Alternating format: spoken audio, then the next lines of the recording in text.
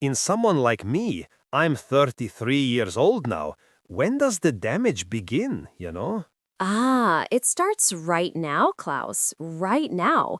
As soon as you're around 30, you're already starting to have trouble. This is what I do. I look at that patient walking into my room, and if I see that he's got a belly sticking out, I already know he's probably got insulin resistance. Resistance because all the fat is in here. That fat, it's in the stomach. Sideways, he looks terrible. From the back, he looks great, great. His waist is increased. He doesn't have all the fat everywhere else in his body. That's the phenotype of somebody who has hyperinsulinemia. That same person goes on a cruise, he'll come back 5 to 10 pounds more, because he's got so much insulin in his body. Insulin is a storage molecule. It puts everything away, and it's very hard for him to lose weight. Why is it harder, I guess? The only thing that will make you lose that fat very quickly is to change your diet, of course, but you have to do fasting. Fasting, because fasting brings your insulin level. See, this is where fasting comes in. So, what does fasting do? Do you mean fasting or a calorie deficit? Is it the same thing in your view? No, they're not the same thing. Same thing. They are not the same thing. You see, when you don't eat, your insulin levels come down because you're not stimulating your pancreas anymore. So you want to bring your insulin levels down. The best thing you can do in the world is to do fasting because look, if I just simply cut down on my calories, then there's a different physiology that's going to take place in the body. And when you fast, there's a totally different physiology. When you cut down on calories, the body senses that this caloric deficit, your metabolic rate changes, actually slows down, and the body will start breaking down everything, muscles included. So you lose fat and you also lose muscles. On the other hand, when you're fasting, it's a different physiology. Fasting is I've put on fat, now I'm going to take it out of the bank. Now the bank is going to be available for me to pull out my calories and use it now. And you start burning the fat. So in the first 12 hours of a fast, you take out all the glucose in the form of glycogen from your muscles and your liver. After 12 hours, you start pulling the fat out. And the first place the fat comes out of is going to be visceral fat. That is why fasting benefits you so much, because it gets rid of that worst fat, the fat that is very inflammatory. You see, if I did a biopsy of your visceral fat versus a biopsy of, let's say, a fat form on your buttock, two different types of fat. One is full of inflammatory molecules. The other one is not full of inflammatory molecules. One is producing interleukin-6 and tumor necrosis factor, and this other fat is not. These are two different fat storages. Visceral fat is very toxic. It's very inflammatory. And that is why patients who have visceral fat make all these molecules. So when I do the blood test, I see that, oh, you've got so much inflammation.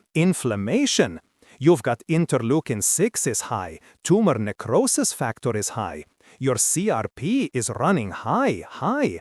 And one of the reasons for this is not just leaky gut and other things that I look at, but in your case, it is also because you have a lot of ectopic fat. Ectopic fat is, now we're realizing, is not just only around the liver and around your pancreas, it's also around your heart. So when we look at the coronary arteries and we see all those fat around the coronary arteries, you had a very nice diagram right there. And you can see that around each artery, there's that yellowness. That yellow is all plaque, fat. That's fat around that, and it's plaque forming. It stimulates plaque. It's inflammatory.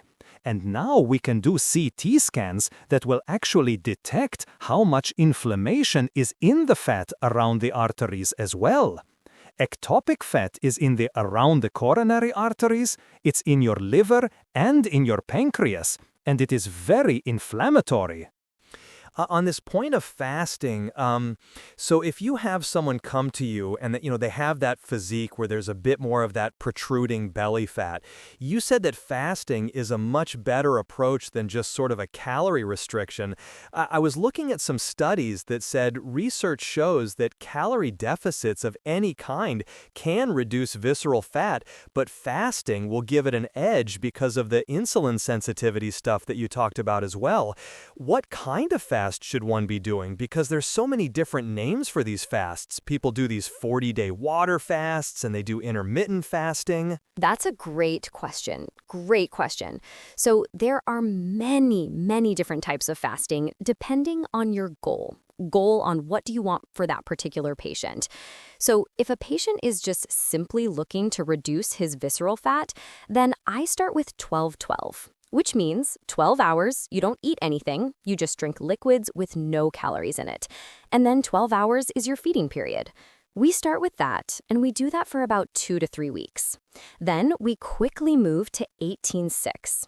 18-6 means 6 hours you get to eat.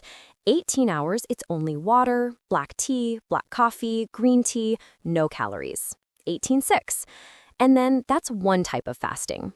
Now, if a patient is very overweight, a patient has diabetes, and your goal is to reverse the diabetes, the patient needs to lose 60 pounds, then those patients have a special type of need for them. I will take them to a 48-hour fast once a week. Sometimes I'll go to a 3-day water fast every 9 days. Every 9 days, you will do OMAD. OMAD means 1 meal a day only, every day for 9 days, and then you're going to give me a 3-day water fast. Is the same advice applicable to women? Because obviously they're contending with a variety of hormone fluctuations and estrogen, and I know that the female body responds differently to these kinds of stresses like fasts, right? I've been asked that question so many times from patients as well. Most of the women can actually handle it. The only women that cannot are those who are trying to become pregnant, or they're already pregnant. I think that women are not that different when it comes to the fasting programs. So in my experience, I've been able to get women to fast. I just finished a fast on one lady just now for 72 days.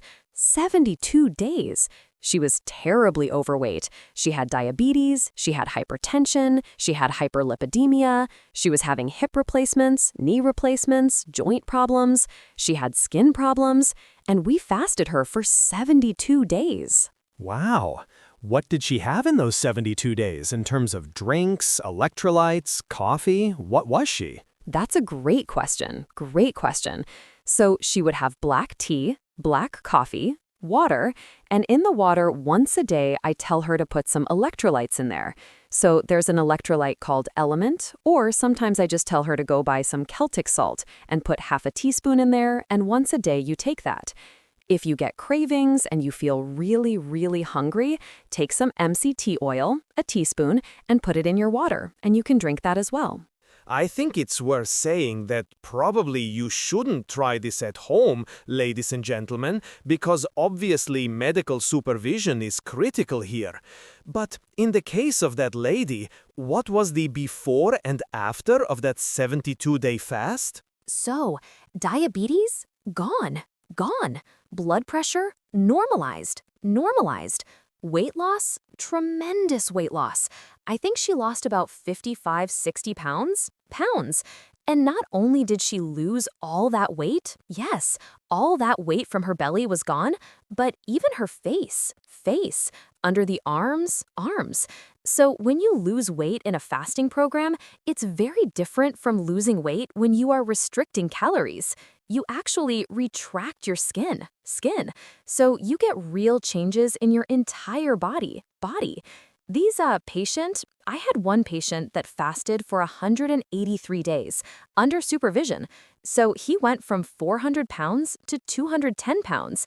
And when he walked into the office, you would not recognize that he's just lost all this weight because he did not look like skin on top of bones and then having to have surgery to remove all that excess skin. Fasting is a totally different physiology. In fasting, the body is doing a whole lot of things that are very different. And we can go into the physiology of fasting because that's fascinating. Fascinating.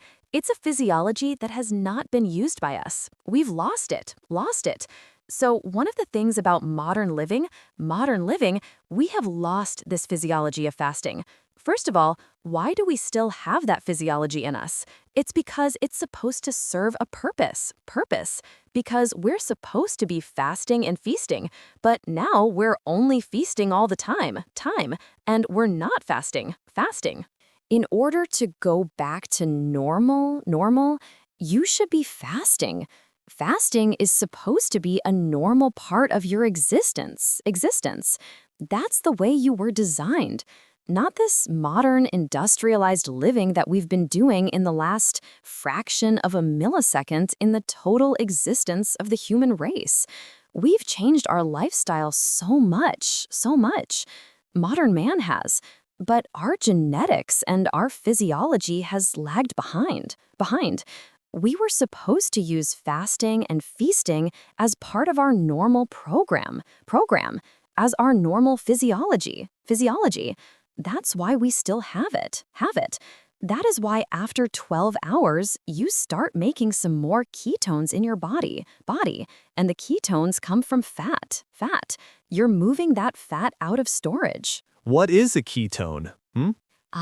Ketones.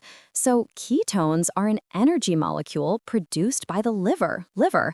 How does it make it? It makes it from fat. So the fat gets liberalized. And by the way, the fats only start moving when your insulin levels are down. So because of fasting, your insulin levels are really low now because you've been fasting, right? So now the fats start dissolving. So you get free fatty acids. The free fatty acids float into the bloodstream. Free fatty acids are fat products. They float into the bloodstream, they go to your liver. Your liver converts those into ketones. Now, ketones are an energy source of the body, an alternative source to glucose. So in general terms, you are either going to be running on glucose and glucose metabolism, or you're running on ketones. Okay, and so ketones basically show up in the when glucose isn't around. That's absolutely right. So ketones are actually a cleaner fuel for the body. And in terms of producing reactive oxygen species in the metabolism, the way your mitochondria work, you actually produce less reactive oxygen species, which is damaging to your physiology when you're in ketones. And ketones are signaling molecules that also change your physiology in a number of ways. Number one, it causes the production of brain-derived neurotrophic factor that occurs under ketogenesis. Brain-derived neurotrophic factor, which means that you become smarter. You're growing new cells. Your reflexes are better. Your visual acuity is better. Why? Because nature wants you to become a better specimen so you can go out and get your next kill. So why don't we all just stay in a state of ketosis then if it's so miraculous? Well, that's a great question. You don't want to be in ketosis all the time because that's not what our physiology was made for. Because then you'll just be burning fats all the time. And that's not a good state to be in constantly either. So you want to be able to do both. You're supposed to get your current account and your deposit account. You're supposed to work with both of them. That's the normal physiology. So not only brain-derived neurotrophic factor increases, but also stem cells. Stem cells are amazing. And in my patients, of course, I see that. What is a stem cell? Stem cells. So stem cells are, we all have stem cells, and we all still make stem cells, and they are produced by the bone marrow. These are pluripotent cells made that will then go out and become whatever they need to become. So they can go out into your circulation, become a muscle cell, they can become a retinal cell, a skin cell. They can transform into anything. So what happens is that when you break your fast, you get a surge of stem cells coming out of your bone marrow. Some of them become immunocytes. That is why we know that fasting also boosts your immunity. People who fast get less infections, get less sore throats and coughs and colds, and the viruses that are going around. The immunity is better. The stem cells are not, I'm particularly interested in the stem cells because of a thing called the progenitor cells, endothelial progenitor cells. Progenitor cells are, you see, you're always hurting your blood vessels. The lining of the blood vessels have to be constantly repaired, and they are repaired by the progenitor cells. When you do intermittent fasting and time-restricted feeding, you will produce more. And this has been shown in numerous studies, more progenitor cells. And these progenitor cells go and repair your blood vessels. So I do what? Why am I interested in this? Because I'm a vascular doctor. I want my blood vessels to constantly be repairing themselves from the damage that we do in day-to-day life. So stem cell mobilization, brain-derived neurotrophic factor, growth hormone, you make more growth hormone in fasting. So when should you exercise when you're fasting? At the peak of your fast. So if I'm going to break my fast at 6 p.m., I tell patients to go out to the gym at 4 in the afternoon. But I said, but doc, how can I do that? You will find that you will put on more muscle and you'll retain muscle as well because you have higher growth hormone. The fastest way and the best way to actually increase your growth hormone production is to do intermittent fasting. When I sat with Dr. Stacy Sims, who does a lot of work on women's physiology and women's performance, one of the things she said to me is that if a woman in particular tries to do a workout fasted, the body will break down the muscle in a woman because she said a woman's body is much more, the hypothalamus is much more sensitive to changes in a woman's glucose levels because it's trying to defend against, pregnancy and, all these kinds of things. So it shuts down the menstrual cycle if there's not enough glucose in the blood. And so she said for women in particular, you do want to eat something before you work out, or your body will take from the muscle and it will definitely won't. The body's very sensitive. It won't want to help you build muscle if there's not enough glucose energy in the body.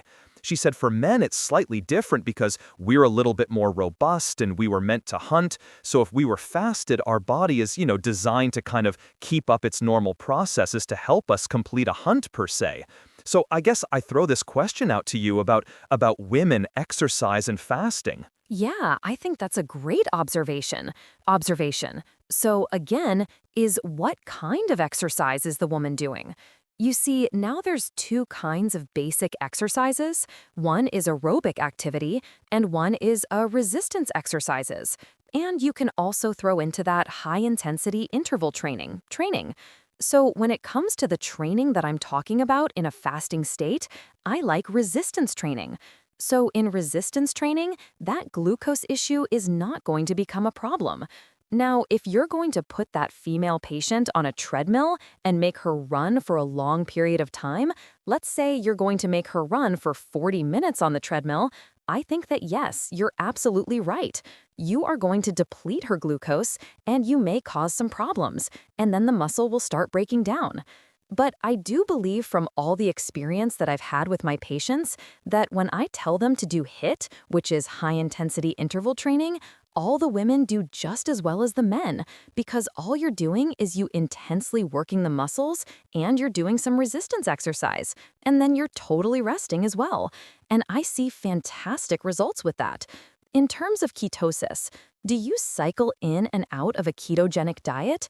And just for anyone that doesn't know, a ketogenic diet is a diet that's very, very low in carbohydrates, so less than 50 grams of carbohydrates a day, typically. Do you cycle in and out of that diet? Yes, you have to. Because I don't want them to stay in a ketogenic state all the time. So I do. I tell them, look, what is your goal here? What is your goal? If your goal is that, okay, I need to lose 70 pounds, then you're going to do this till you get to your goal. Once you get to your goal, then you're going to go back to time-restricted feeding, which means 18-6. So you'll still make some ketones, and then intermittently, you can still do a 36-hour fast. That means normal, healthy people, you and me, we should still be doing one 36-hour fast at least once a month. So we'll go to that. Fasting must still become part of your profile, but you don't need to stay in ketogenesis all the time. Remember also that when you are in ketogenesis, you are also in autophagy. How much autophagy can you do? That means you're recycling all your organelles inside your cells. So these cells, all your cells in the body now, are functioning at a much more efficient level. So mitochondria also have autophagy. So you're getting new mitochondria, you're repairing your mitochondria, and you know it's all about mitochondria, right? Your energy, mitochondria, are those organelles inside each cell. And we just think of them as only an energy source that, oh yeah, my mitochondria, they make ATP. That's not the whole story. Yes, they produce ATP, but they also produce this thing called reactive oxygen species, and thereby they influence the metabolism of your cell as well. They send signals. They send signals to your chromosomes, so you start producing new proteins. You start producing new molecules. So your mitochondria are very important. If you have old mitochondria, you're going to have fatigue, tiredness. But when you get mitophagy, one reason why you feel so good after a fast, because you have new mitochondria. They are much more efficient in producing ATP and less reactive oxygen species.